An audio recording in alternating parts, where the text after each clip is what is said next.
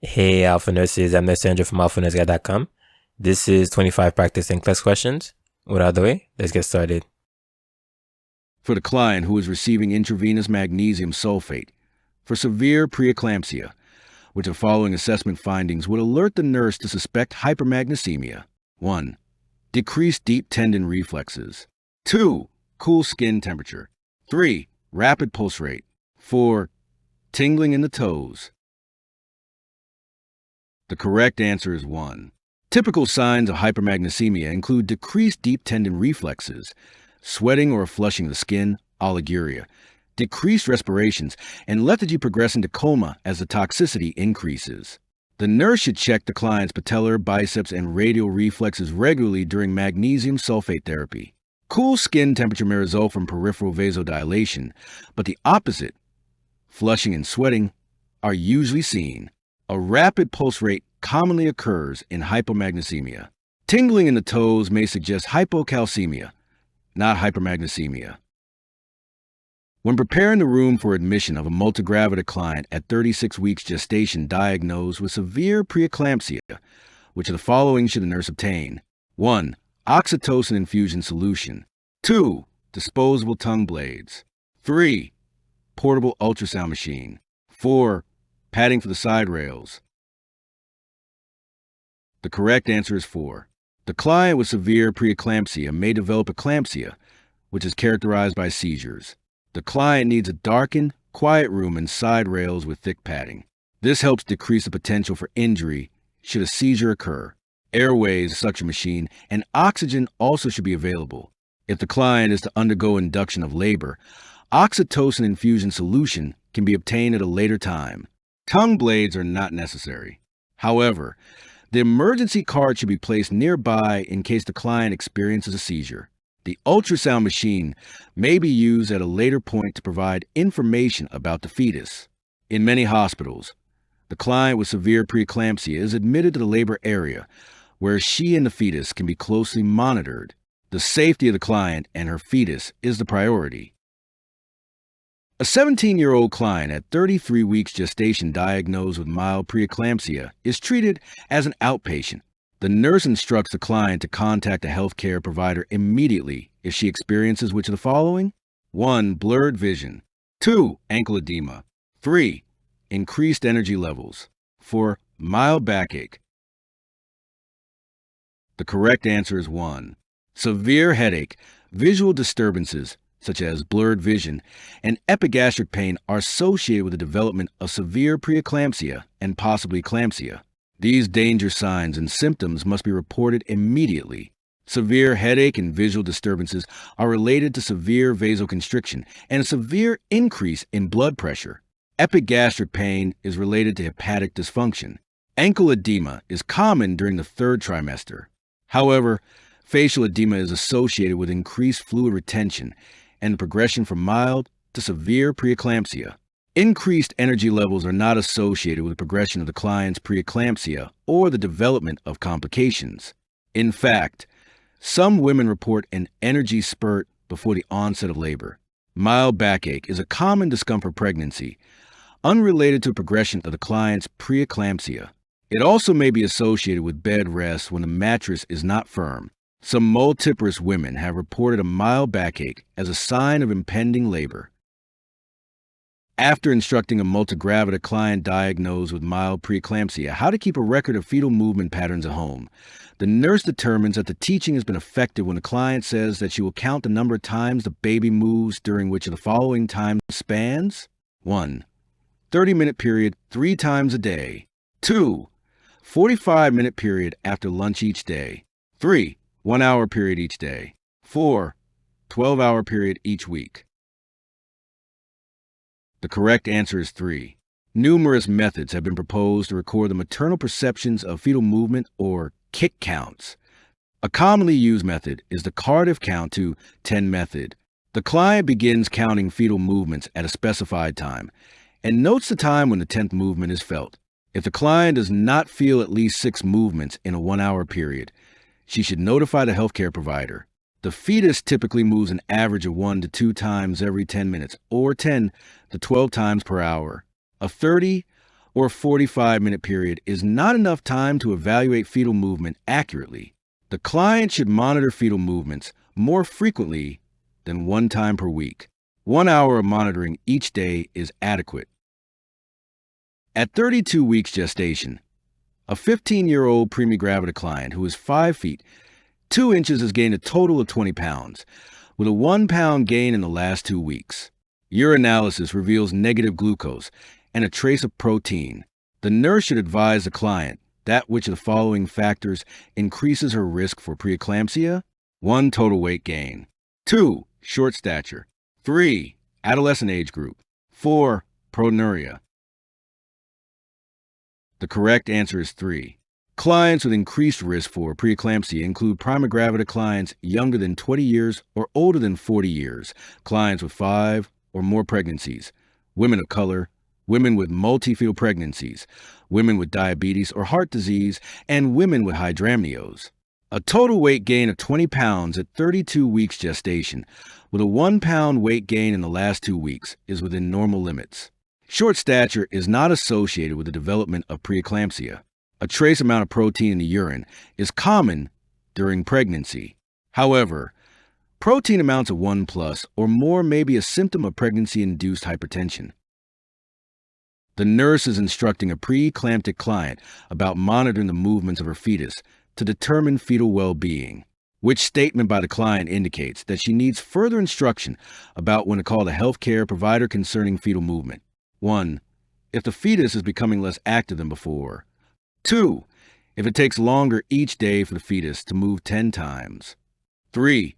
If the fetus stops moving for 12 hours. 4. If the fetus moves more often than 3 times an hour. The correct answer is 4. The fetus is considered well if it moves more often than 3 times in 1 hour. Daily fetal movement counting is part of all high-risk assessments and is a non-invasive, inexpensive method of monitoring fetal well-being. The healthcare provider should be notified if there's a gradual slowing over time of fetal activity, if each day it takes longer for the fetus to move a minimum of 10 times, or the fetus stops moving for 12 hours or longer. A laboring client with preeclampsia is prescribed magnesium sulfate 2 grams per hour IV piggyback. The pharmacy sends the IV to the unit, labeled magnesium sulfate 20 grams per 500 milliliters normal saline, to deliver the correct dose. The nurse should set the pump to deliver how many milliliters per hour? Blank ml. The correct answer is 50 milliliters. You set up the formula as 500 milliliters over 20 grams multiply by x over 2 grams.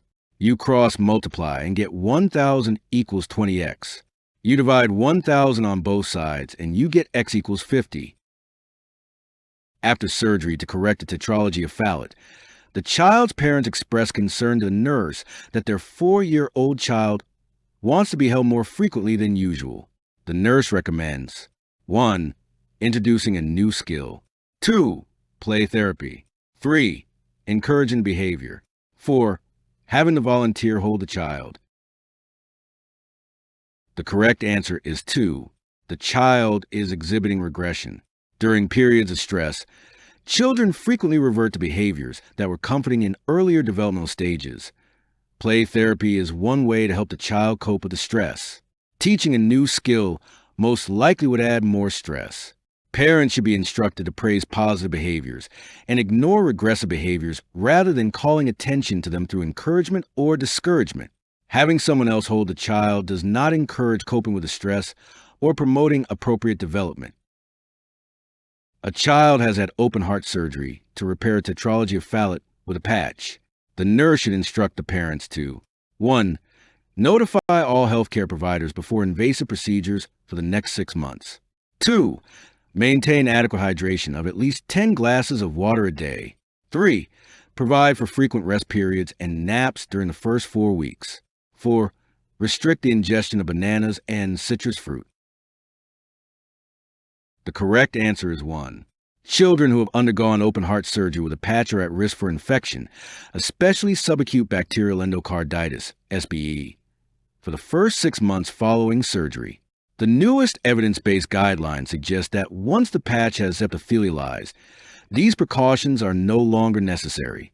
Therefore, parents are instructed about SBE precautions, including the need to notify providers before invasive procedures so antibiotics can be prescribed for that time period. Having the child drink a very large amount of water may lead to fluid overload. Children gear their rest schedule to their activities, making it unnecessary to schedule frequent rest periods. Bananas and citrus fruit are high in potassium, but there is no evidence provided that the child has an elevated serum potassium requiring restriction. Which of the following is the greatest priority for the therapeutic management of a child with congestive heart failure, CHF, caused by pulmonary stenosis? 1. Educating the family about the signs and symptoms of infection. 2. Administering enoxaparin to improve left ventricular contractility. 3. Assessing heart rate and blood pressure every 2 hours. 4. Administering furosemide to decrease systemic venous congestion. The correct answer is 4.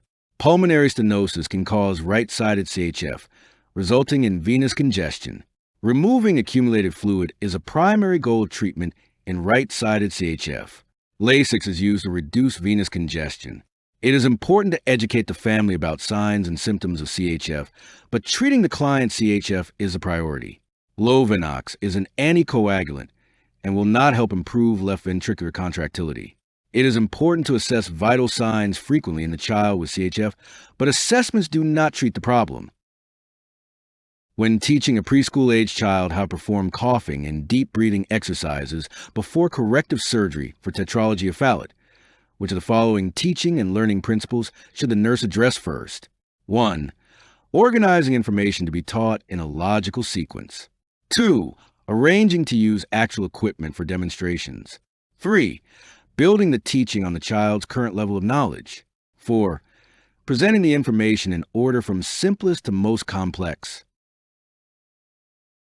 The correct answer is 3. Before developing any teaching program for a child, the nurse's first step is to assess the child to determine what is already known. Most older preschool children have some understanding of a condition present since birth. However, the child's interest will soon be lost if familiar material is repeated too often. The nurse can then organize the information in a sequence because there are several steps to be demonstrated. These exercises do not require the use of equipment. The nurse should judge the amount and complexity of the information to be provided based on the child's current knowledge and response to teaching. 12 hours after cardiac surgery, the nurse is assessing a 3-year-old who weighs 15 kilograms. The nurse should notify the surgeon about which of the following clinical findings? 1. A urine output of 60 milliliters in 4 hours. 2. Strong peripheral pulses in all 4 extremities. 3. Fluctuations of fluid in the collection chamber of the chest drainage system. 4. Alterations in levels of consciousness. The correct answer is 4. Clinical signs of low cardiac output and poor tissue perfusion include pale, cool extremities, cyanosis or mottled skin, delayed capillary refill, weak, thready pulses, oliguria, and alterations in level of consciousness. An adequate urine output for a child over 1 year should be 1 milliliter per kilogram per hour. Therefore, 60 milliliters per 4 hours is satisfactory. Strong peripheral pulses indicate adequate cardiac output. Drainage from the chest tube should show fluctuation in the drainage compartment of the chest drainage system. The fluid level normally fluctuates as proof that the apparatus is airtight. On about the 3rd postoperative day, the fluctuation ceases, indicating the lungs have fully expanded. Discharge teaching for a 3-month-old infant with a cardiac defect who is to receive digoxin should include which of the following? Select all that apply. 1. Give the medication at regular intervals. 2. Mix the medication with a small volume of breast milk or formula. 3. Repeat the dose 1 time if the child vomits immediately after administration. 4. Notify the primary care provider of poor feeding or vomiting. 5. Make up any missed doses as soon as realized. 6. Notify the primary care provider if more than 2 consecutive doses are missed. The correct answers are 1, 4, and 6. To achieve optimal therapeutic levels, digoxin should be given at regular intervals without variation, usually every 12 hours. Vomiting and poor feeding are signs of toxicity. If more than 2 consecutive doses are missed, interventions may be needed to assure therapeutic drug levels. The medication should not be mixed with any other fluid, as refusal may result in inaccurate intake of the medication. Taking make-up doses or taking the medication at times other than scheduled may adversely affect serum levels. When teaching the parents of a child with ventricular septal defect who is scheduled for a cardiac catheterization, the nurse explains that this procedure involves the use of which of the following: 1. Ultra-high frequency sound waves. 2. Catheter placed in the right femoral vein. 3. Cut-down procedure to place a catheter. 4. General anesthesia. The correct answer is 2. In children, cardiac catheterization usually involves a right-sided approach because septal defects permit entry into the left side of the heart. The catheter is usually inserted into the femoral vein through a percutaneous puncture.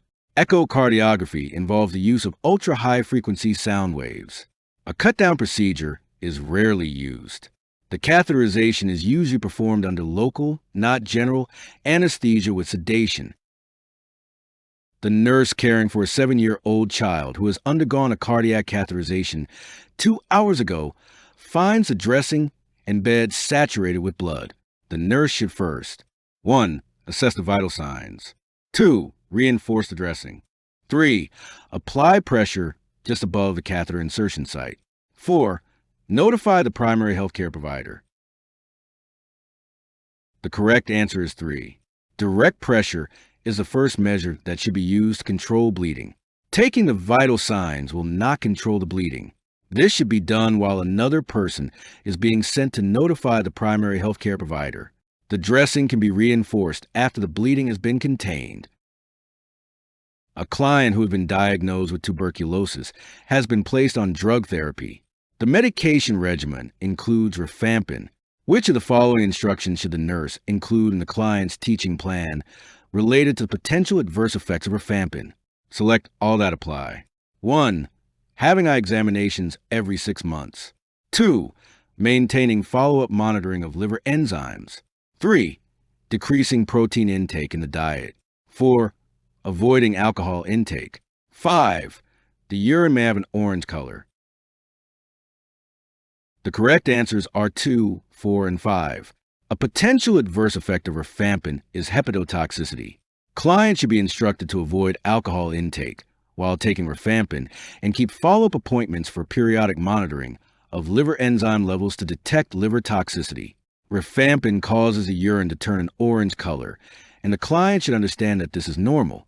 It is not necessary to restrict protein intake in the diet or have the eyes examined due to rifampin therapy. Clients who have had active tuberculosis are at risk for recurrence. Which of the following conditions increases that risk? 1. Cool and damp weather. 2. Active exercise and exertion. 3. Physical and emotional stress. 4. Rest and inactivity. The correct answer is 3. Tuberculosis can be controlled but never completely eradicated from the body. Periods of intense physical or emotional stress increase the likelihood of recurrence. Clients should be taught to recognize the signs and symptoms of a potential recurrence. Weather and activity levels are not related to recurrences of tuberculosis. A client with tuberculosis is taking isoniazid, INH, to help prevent development of peripheral neuropathies. The nurse should instruct the client to: 1. Adhere to a low cholesterol diet. 2. Supplement the diet with pyridoxine. 3. Get extra rest. 4. Avoid excessive sun exposure. The correct answer is 2. INH competes for the available vitamin B6 in the body and leaves the client at risk for development of neuropathies related to vitamin deficiency. Supplemental vitamin B6 is routinely prescribed. Following a low cholesterol diet, getting extra rest, and avoiding excessive sun exposure will not prevent the development of peripheral neuropathies. The nurse is teaching a client who has been diagnosed with tuberculosis how to avoid spreading the disease to family members. Which statement indicate that the client has understood the nurse's instructions? Select all that apply. 1. I will need to dispose of my old clothing when I return home. 2. I should always cover my mouth and nose when sneezing. 3. It is important that I isolate myself from family when possible. 4. I should use paper tissues to cough in and dispose of them promptly. 5. I can use regular plates and utensils whenever I eat. The correct answers are 2, 4, 5. When teaching the client how to avoid the transmission of tubercle bacilli, it is important for the client to understand that the organism is transmitted by droplet infection. Therefore, covering the mouth and nose when sneezing, using paper tissues to cough in would prompt disposal, and using regular plates and utensils indicate that the client has understood the nurse's instructions about preventing the spread of airborne droplets. It is not essential to discard clothing, nor does the client need to be isolated from family members. A client had a MAN-2 test result of an 8 millimeters in duration. The test is considered positive when the client 1. Lives in a long-term care facility. 2. Has no known risk factors. 3. Is immunocompromised. 4. Works as a healthcare provider in a hospital. The correct answer is 3. An induration of more than 5 to 15 millimeters to 10 MAN-2 units is considered a positive result, indicating TB infection.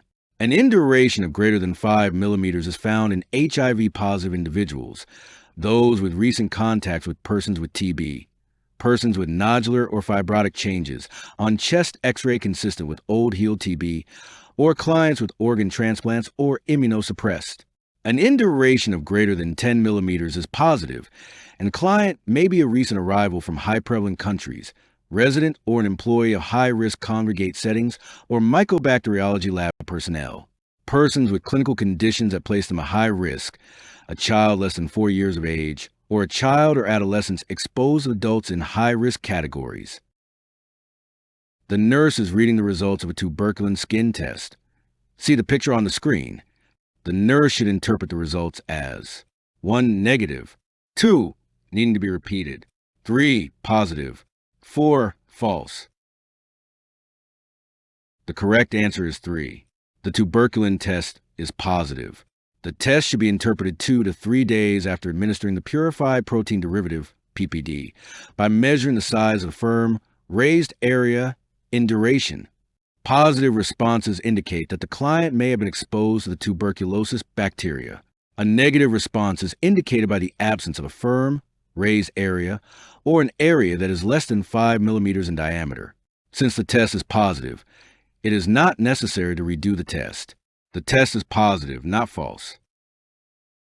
What is the rationale that supports multi-drug treatment for clients with tuberculosis? 1. Multiple drugs potentiate the drug's actions. 2. Multiple drugs reduce undesirable drug adverse effects. 3. Multiple drugs allow reduced drug dosages to be given. 4. Multiple drugs reduce development of resistant strains of the bacteria. The correct answer is 4. Use of a combination of anti-tuberculosis drugs slows the rate at which organisms develop drug resistance. Combination therapy also appears to be more effective than single drug therapy. Many drugs potentiate or inhibit the actions of other drugs. However, this is not the rationale for using multiple drugs to treat tuberculosis. Treatment with multiple drugs does not reduce adverse effects and may expose the client to more adverse effects. Combination therapy may allow some medications to be given in reduced dosages. However, reduced dosages are not prescribed for antibiotics and anti-tuberculosis drugs. The nurse is reconciling prescriptions for a client diagnosed recently with pulmonary tuberculosis who is being admitted to the hospital for a total hip replacement. The medication prescription sheet says isoniazid 300 milligrams PO daily, rifampin 600 milligrams PO daily, pyridoxine 10 milligrams PO daily, ethambutol 400 milligrams PO daily, and pyrazinamide 1.5 grams PO daily. The client asks if it is necessary to take all of these medications while in the hospital. The nurse should 1. Request that the healthcare provider review the prescriptions for a duplication between isoniazid and ethambutol. 2. Inform the client that all drugs will be discontinued until the client can eat solid foods. 3. Ask the pharmacist to check for drug interactions between the rifampin and isoniazid. 4. Tell the client that it is important to continue to take the medications because the combination of drugs prevents bacterial resistance. The correct answer is 4. The nurse should tell the client that it is necessary to take all of these medications because combination drug therapy prevents bacterial resistance. They will be administered throughout the hospitalization to maintain blood levels. The healthcare provider will review the prescriptions per our hospital policy because the client is being admitted to hospital. There is no duplication between any of the drugs being prescribed for this client. It is not necessary to ask the pharmacist to check for drug interactions, as these drugs are commonly used together. A client is receiving streptomycin in the treatment regimen of tuberculosis. The nurse should assess for 1. Decreased serum creatinine. 2. Difficulty swallowing. 3. Hearing loss.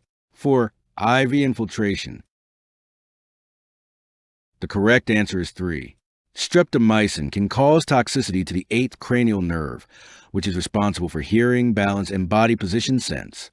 Nephrotoxicity is a side effect that would be indicated with an increase in creatinine. Streptomycin is given via intramuscular injection. Which of the following symptoms is common in clients with active tuberculosis? 1. Weight loss. 2. Increased appetite. 3. Dyspnea on exertion. 4. Mental status changes. The correct answer is 1. Tuberculosis typically produces anorexia and weight loss. Other signs and symptoms may include fatigue, low-grade fever, and night sweats. Increased appetite is not a symptom of tuberculosis. Dyspnea on exertion and change in mental status are not common symptoms of tuberculosis. You can get my NCLEX review bundle. Links will be in the description. I'll see you guys in the next video.